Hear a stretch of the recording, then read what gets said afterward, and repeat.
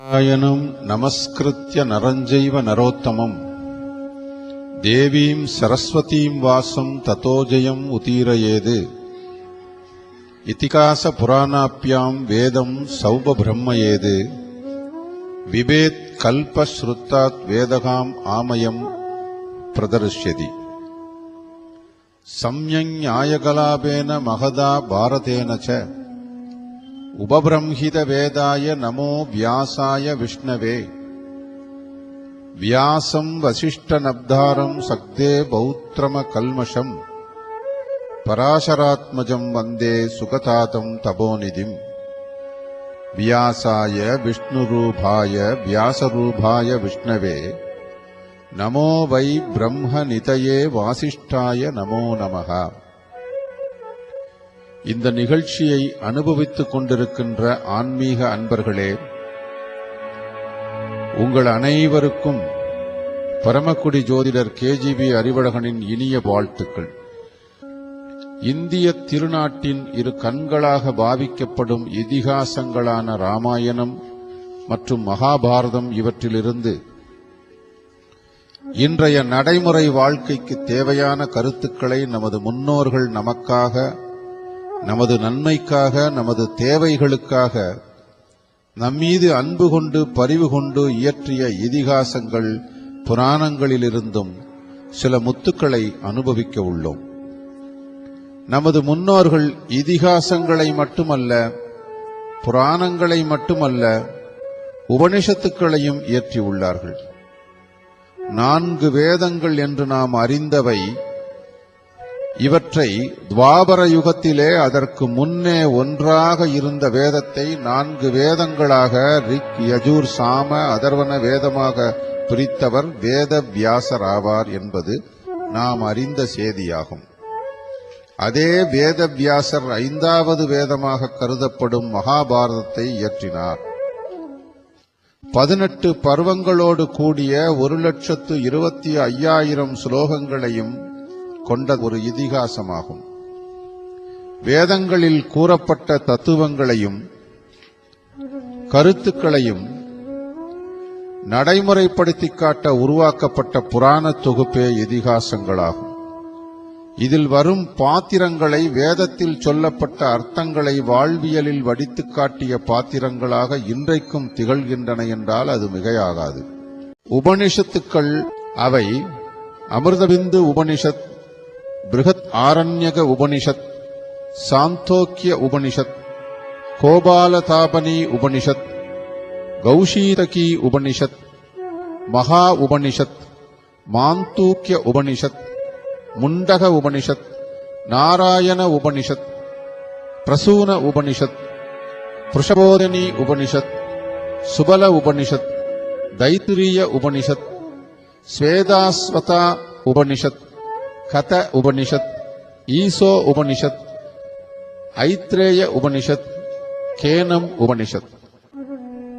அதேபோல் நாரத புராணம், பிருஹன்னாரதீய புராணம், கூர்ம புராணம், மத்ச புராணம், வராக புராணம், விஷ்ணு புராணம், பத்ம புராணம், கருட புராணம், நரசிம்ஹ புராணம், சிவபுராணம், லிங்க புராணம், திருவிடையாளர் புராணம், கந்த புராணம், பிரம்ம புராணம், அக்னி புராணம், வாமன புராணம், பாகவத புராணம், பவிஷ்ய புராணம், மார்க்கண்டேய புராணம், பிரம்மாண்ட புராணம் ஆகிய இவற்றால் கடவுளின் அவதாரங்களின் நோக்கங்கள், வாழ்க்கை ஒழுக்கத்தின் அவசியம், மரணத்திற்கு பின் மனிதன் நிலை, சைவ வைஷ்ணவ நெறிமுறைகள் மற்றும் படைப்பின் ரகசியம் போன்றவை மிக எளிமையாக கதைகளின் வடிவிலும் தத்துவ விளக்கங்களின் வடிவிலும் மிக அழகாக நமது முன்னோர்களால் சொல்லப்பட்டுள்ளது. மேலும் இவை சீட பரம்பரை வாயிலாக முதலில் ஸ்ரீகிருஷ்ணர் பிரம்மாவுக்கும், அவர் நாரதருக்கும், நாரதர் வியாசருக்கும், வியாசர் மத்வாச்சாரியாருக்கும், அவர் பத்மநாபருக்கும், பத்மநாபர் நரஹரிக்கும், அவர் மாதவருக்கும், பின்னர் அடுத்தடுத்து மாதவர் அக்ஷோப்பியருக்கும், பின்னர் ஜெயதீர்த்தர், ஞானசிந்து, தயாநிதி, வித்யாநிதி, ராஜேந்திரர், ஜெயதர்மர், புருஷோத்தமர், பிரம்மண்ய தீர்த்தர், வியாச தீர்த்தர், லக்ஷ்மிபதி, மாதவேந்திரபூரி, ஈஸ்வரபூரி, மகாபிரபு ஸ்ரீ சைத்தன்யர், ரூப, ரகுநாதர், கிருஷ்ணதாஸ், நரோத்தமர், ஷஸ்வநாதர், பலதேவர், பக்த வினோத தாகூர், கௌர கிஷோர், பக்தி சித்தாந்த சரஸ்வதி என குரு சிஷ்ய பரம்பரை வழியாக தற்காலம் வரை நம்மிடம் நூல்களாக திகழ்கின்றன என்றால் நமது பாரம்பரியம் அவ்வளவு சாமானியம் அல்ல என்பது தெளிவாக விளங்கும். பல புராணங்களையும் இதிகாசங்களையும் மற்றும் வேதங்களை பிரித்தும் எழுதிய வியாசர் பல நூற்றாண்டுகள் வாழ்ந்த ஒரு ரிஷி என்பதில் ஐயமில்லை. எப்படி அவ்வளவு காலம் உடலுடன் கூடிய ஒரு உயிர் வாழ முடியும் என்ற வினா நம் மனதில் எழுவது இயற்கைதான். அது எப்படி எனில், அஷ்ட கர்மங்கள் என்று சொல்லப்படும் வசியம், மோகனம், ஸ்தம்பனம், ஆகர்ஷணம், வித்வேஷனம், உச்சாடனம், பேதனம், மாரணம் ஆகியவற்றின் உதவி கொண்டு அஷ்டமகா சித்துக்களான அனிமா, மகிமா, கரிமா, லகிமா, பிராத்தி, பிராகாமியம், ஈசத்துவம், வசித்துவம் ஆகியவற்றை மகாதவங்கள் செய்து அடைந்து அதன் உதவியால் தான் பன்னெடுங்காலம் இறைவனின் அனுகிரகத்தால் வாழ்ந்தார்கள் என்பதில் ஐயமில்லை. தசரத சக்கரவர்த்தி சுமார் 60,000 ஆண்டுகள் அயோத்தி ராஜ்யத்தை சக்கரவர்த்தியாக கோலோச்சி ஆண்டு வந்தான் என்ற ராமாயண குறிப்பு மிகவும் ஆச்சரியமான ஒன்றாகும். அதேபோல் தலைச்சங்கம், இடைச்சங்கம், கடைச்சங்கம் ஆகிய 3 காலங்களிலும் ஔவையார் தனது தர்மமான பிரம்மச்சாரிய வாழ்க்கையை வாழ்ந்து மக்களுக்கும் மன்னர்களுக்கும் இணையற்ற தொண்டாற்றி வந்தார் என்பதை பல இலக்கிய குறிப்புகள் நமக்கு பறைசாற்றுகின்றன. அகத்திய மாமுனிவர் பல 1000 ஆண்டுகள் வாழ்ந்ததோடு சிவபெருமானுக்கு நெருங்கிய உறவாக வாழ்ந்ததோடு திரிலோக சஞ்சாரம் செய்ததோடு மட்டுமல்லாமல் பூமி பந்தின் இடப்பெயர்ச்சி அல்லது சமமற்ற தன்மையை, அதாவது வடக்கு தாழ்ந்து தெற்கு உயர்ந்திருந்த ஒரு நிலையை சமன் செய்த அற்புத சக்தி வாய்ந்த ஒரு சித்தர் என்பதை பார்க்கும்போது இன்றுள்ள விஞ்ஞானம் கூட இதனை செய்ய முடியுமா என்ற கேள்வி நமக்குள் எழத்தான் செய்கிறது. விஞ்ஞானம் இன்று விண்வெளிக்கு ராக்கெட்டை அனுப்புகிறது. சமீபத்தில் மங்கள்யான் என்ற ராக்கெட் அனுப்பப்பட்டது. இது செவ்வாய்க்கோளை ஆராய்வதற்காக அனுப்பப்பட்டது. இது அந்த கிரகத்தை சென்று அடைய மாத கணக்கில், ஏன் ஆண்டு கணக்கில் ஆகும் என்று செய்திகள் சொல்கின்றன. ஆனால் அன்றைக்கு மெய்ஞானத்தில் கண்டறியப்பட்ட புஷ்பக விமானம் போன்றவை கண்ணிமைக்கும் நேரத்தில் மாவேகம் என்று சொல்லப்படும் மனோவேகத்தில் சப்தலோகங்களுக்கும், ஏன் இறைவன் இருக்கும் இடமான வைகுண்டத்திற்கு கூட க்ஷண நேரத்தில் சென்றுவிடக்கூடியதாக இருந்தது என்றால் இதில் ஆச்சரியமில்லை என்றே சொல்ல வேண்டும்.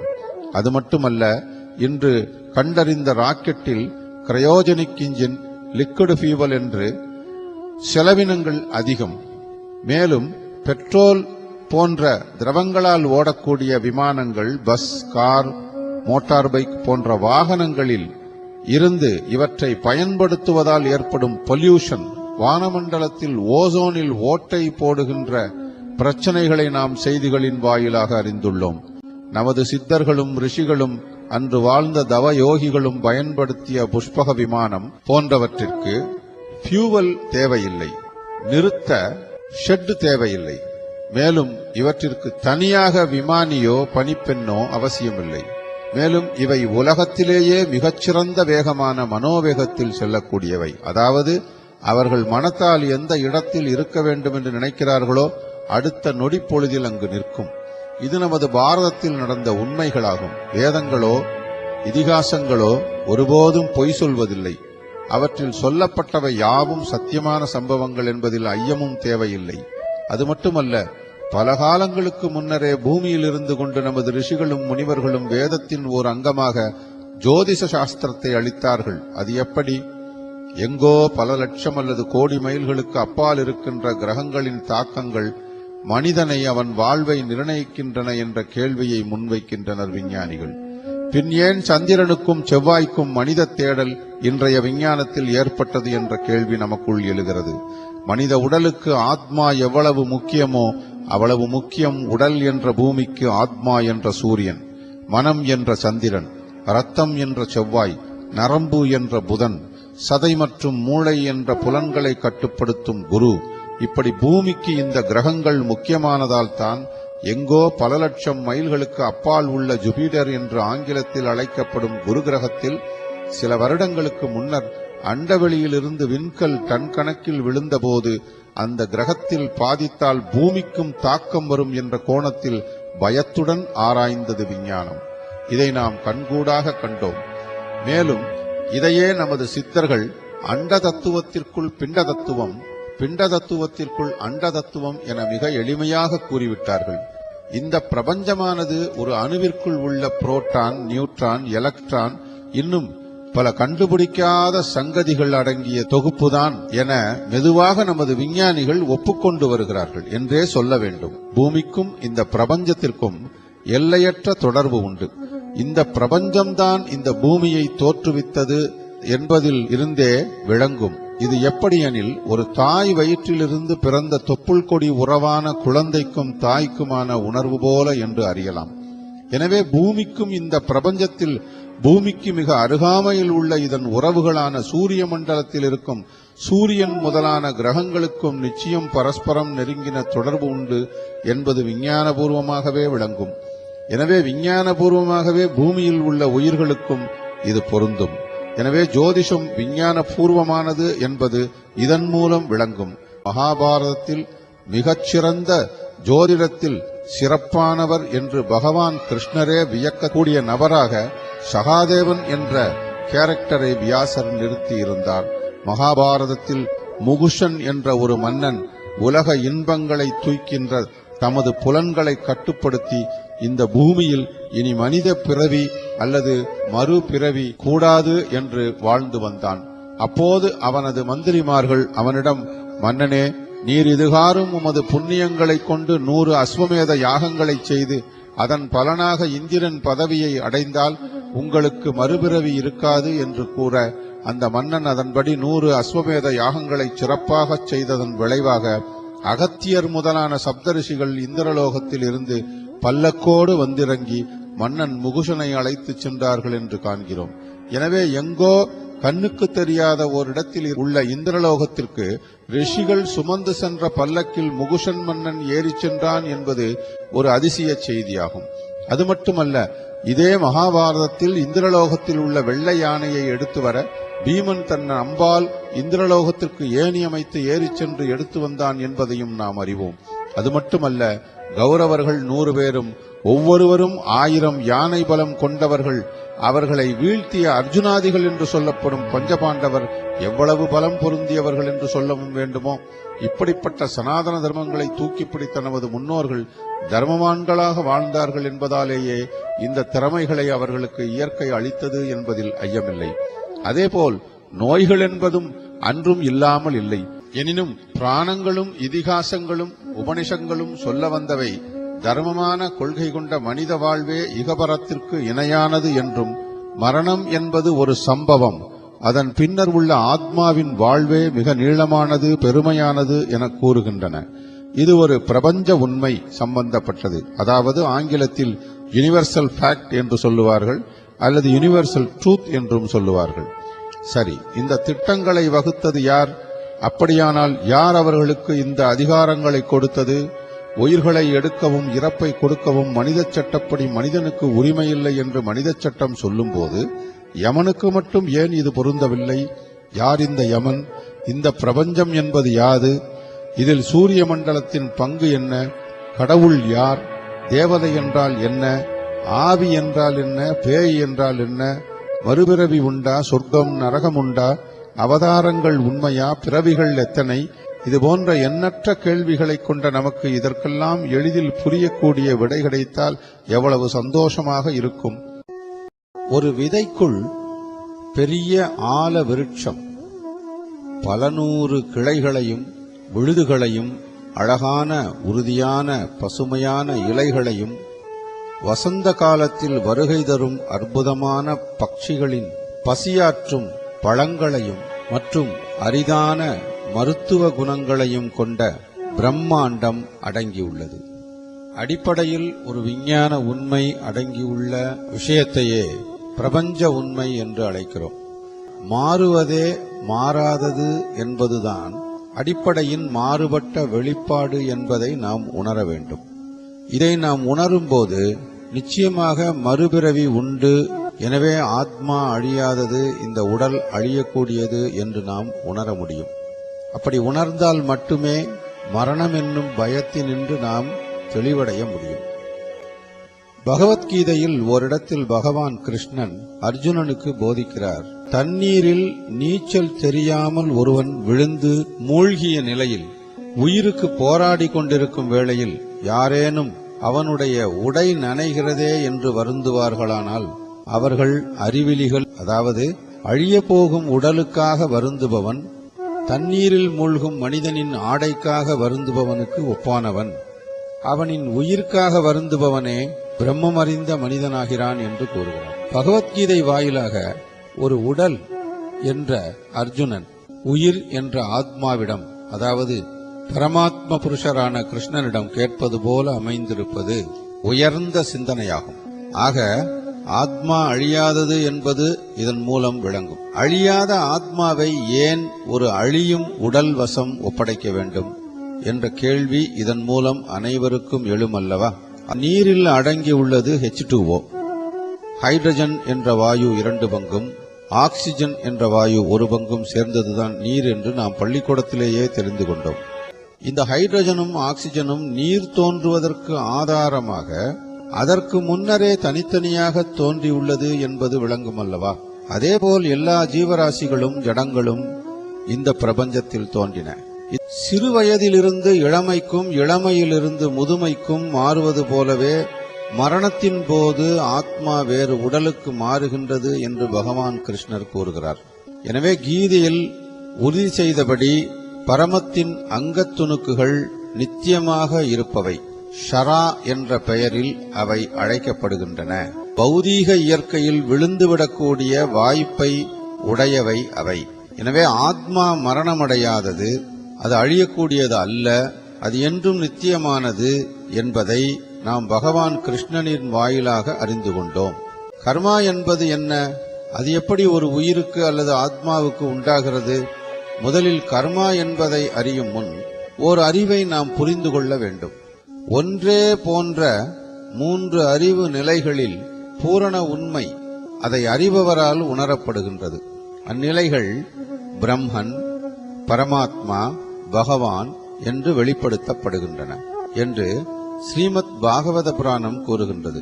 படைப்பு கர்த்தா, படைக்கப்பட்ட பொருள், பரம புருஷன் அல்லது பராமரிப்பாளன் என்ன 3ஆக புரிந்து கொள்ள வேண்டும். மனித பிறவி அனித்தியமானது என்பதை ஒவ்வொருவரும் புரிந்து கொள்ள வேண்டும்.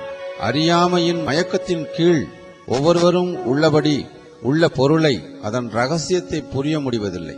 தேள் சில சமயங்களில் அரிசி குவியல்களின் மீது முட்டையிடுகிறது. சில சமயங்களில் அரிசியிலிருந்து தேள் பிறந்ததாக கூறப்படுவதுண்டு. ஆனால் உண்மையில் தேளின் பிறவி காரணம் அரிசி அல்ல. உண்மையில் முட்டைகள் தாயால் இடப்பட்டன. அதேபோல உயிர்வாளிகளின் ஜடப்பிறப்புக்கு காரணம் ஜட இயற்கை அல்ல.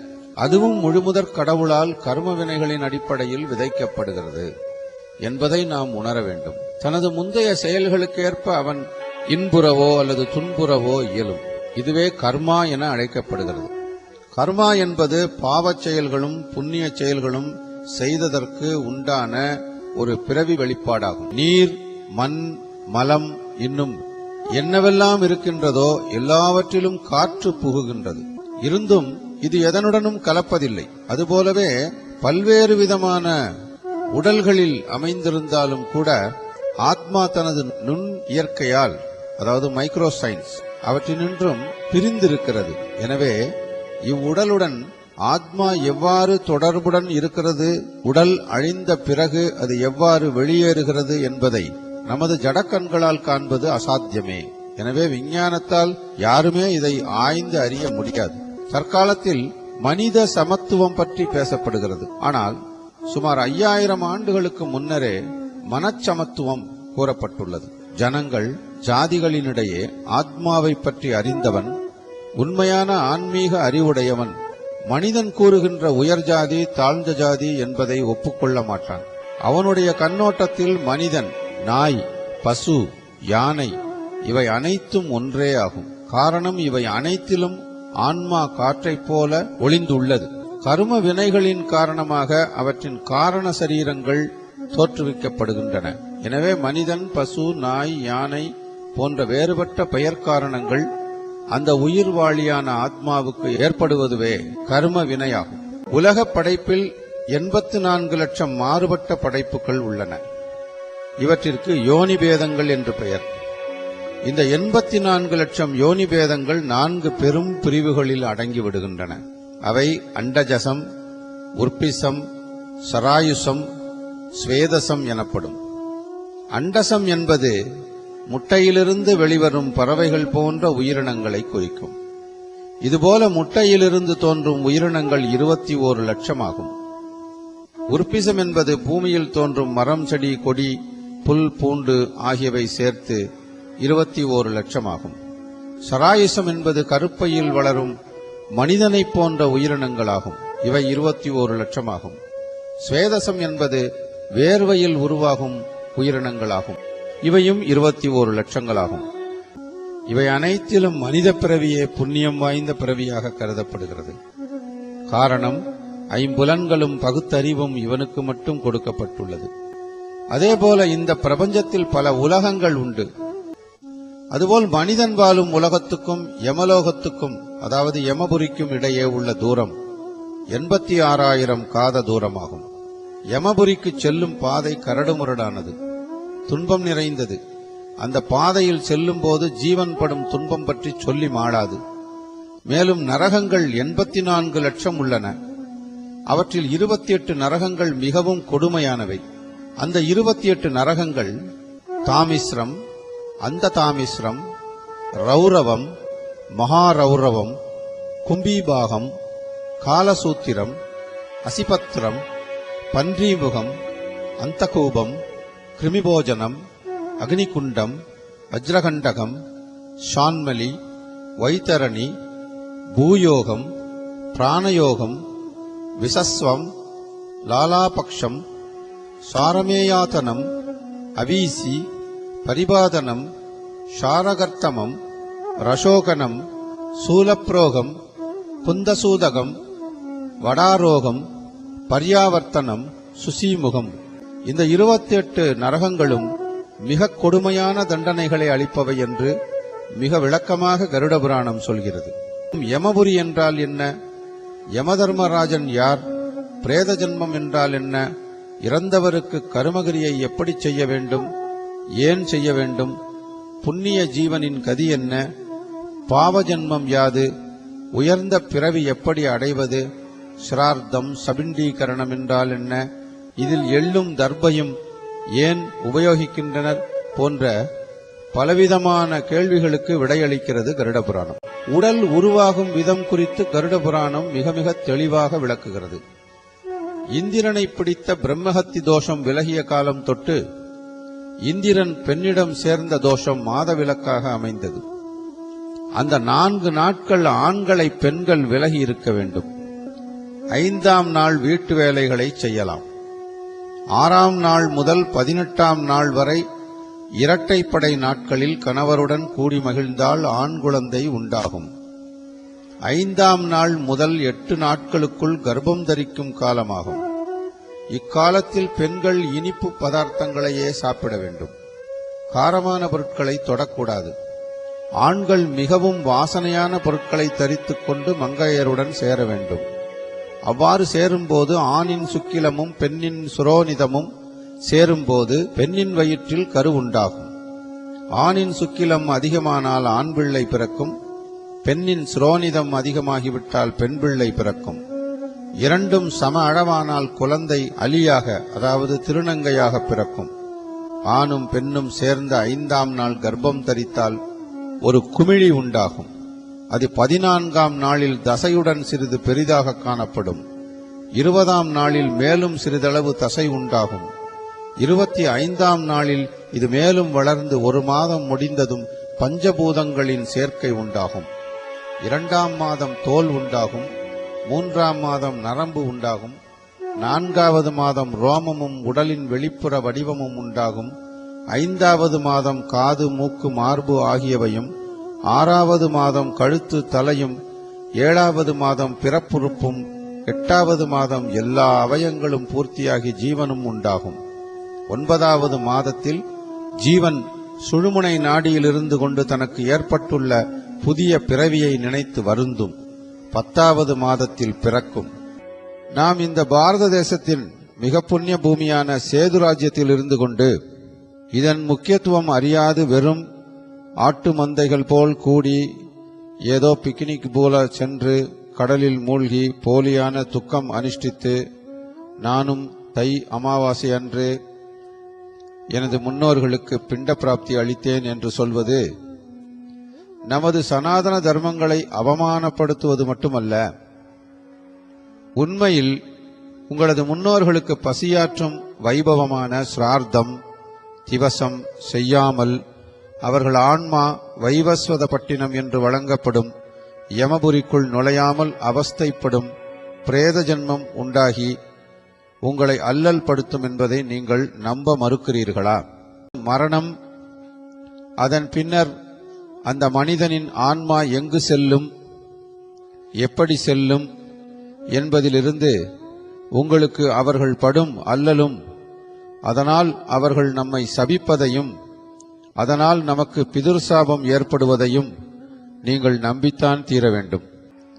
நமது நாட்டில் ஒரு பழமொழி உண்டு. மூத்தோர் சொல் முன்னே புடிக்கும் பின்னே இனிக்கும் நெல்லிக்கனி போன்றது. ஒரு நெல்லிக்கனியை நாம் சாப்பிடும்போது நமக்கு மிகவும் புளிப்பாக இருக்கும். ஆனால் சிறிது நேரம் கழித்து தண்ணீர் குடித்தால் அமிர்தமாக இனிக்கும். அதுபோலத்தான் பெரியோரின் வாக்கும். அவை என்றும் பொய்ப்பதில்லை. ஏனென்றால் நாம் காலை எழுந்தவுடன் வயது முதிர்ந்த பெற்றோர்களை சாஷ்டாங்கமாக விழுந்து வணங்கி ஆசீர்வாதம் பெற்று செல்லும் வழி வந்தவர்கள். எனவே இனி நான் சொல்லப்போவது ஏதோ நான் சொன்ன விஷயமில்லை, நம் முன்னோர் சொன்ன விஷயங்கள்.